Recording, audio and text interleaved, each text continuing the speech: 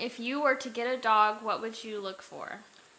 So I look for different stuff than other people do. You know, I tell a lot of people that, you know, when you first get a dog, you should get a dog that is not overly excited. You shouldn't also get like the shyest one. Um, but you should maybe get a dog. You should maybe get a dog from like a rescue organization, and you should also get a dog from a reputable breeder. I think those are the things that I recommend to people. But what am I looking for in a dog? I'll just be honest. I'm looking for a Ferrari. I'm looking for a dog that can do it all, can do it very fast, and this might be interesting to you guys. I am looking for a high maintenance dog.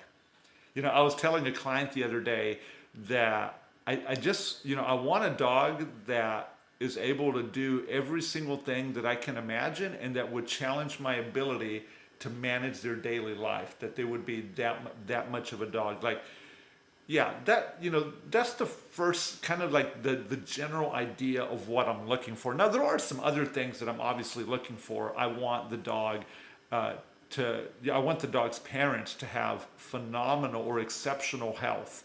Like, I don't want them to have hip and elbow dysplasia. I want their hearts to be healthy. I want their eyes to be healthy. I want real healthy coats. I want all these really wonderful things for the dog, for the parents. The other thing I want is I want temperament. And I don't want just any temperament. I want temperament in spades, where the dog is very, very tolerant of, you know, people putting hands on their faces, people sticking their fingers in their toes and doing all these things. But then I also want a dog that will work without giving up, without personal regard to itself. I think that's pretty important to me.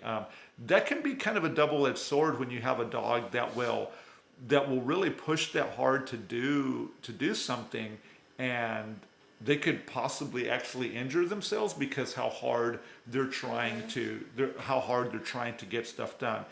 So, you know, I actually put this question on there. It wasn't one that we actually received. My motive behind putting this question up is that I've been at this game of training dogs for 14 years now, and I made a life out of it. And if all those things that I just described sound interesting to you and you've never had a dog, that's not the kind of dog that you should have. Your first dog should actually be a pretty easy dog.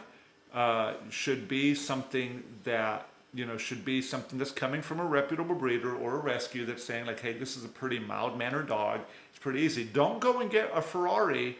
Don't get a working line, a high-end working line German Shepherd that was the pick of the litter for your first one, because you may just be in over your head very quickly and you might be putting the dog in a bad situation. The good thing is if you actually if you're gonna talk to a good breeder and you're saying, hey, I saw this video of a dog and I want my dog to do that, and then they ask you, have you ever owned one? They're not gonna give you a dog. They're not gonna give you one of theirs. But that's not to say that it doesn't happen. It happens all the time that people get really very active dogs and they get a lot more dog than what they want. So even though dogs are really cool, can do some amazing things, make sure that you're careful about getting too much of a dog for yourself, because it can be tough on your family. So get something that you can learn with. Doesn't have to necessarily be the best, but then as you get more skills and you get more savvy, then begin to add dogs to your collection, and maybe someday get yourself a Ferrari, because they're a lot of fun to drive.